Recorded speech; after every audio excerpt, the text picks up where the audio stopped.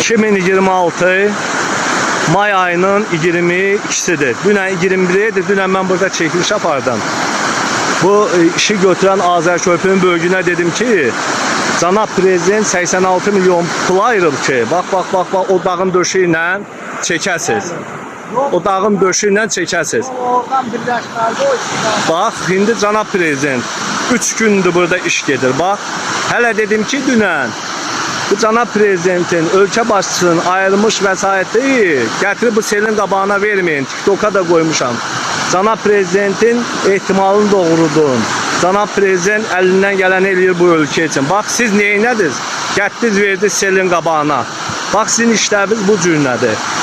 İşin yanacağı ilə oradan vətəndaşdan yol alıb, yer alıb, bəlkə o yolu oradan çəkmək olardı. Bəlkə yol mümkün idi.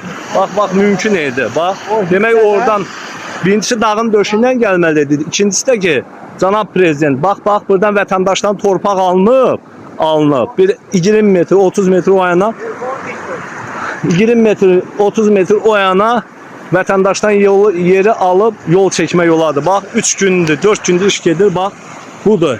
Ulan gördük iş Cənab Prezident, budur. Gətirib uçurumun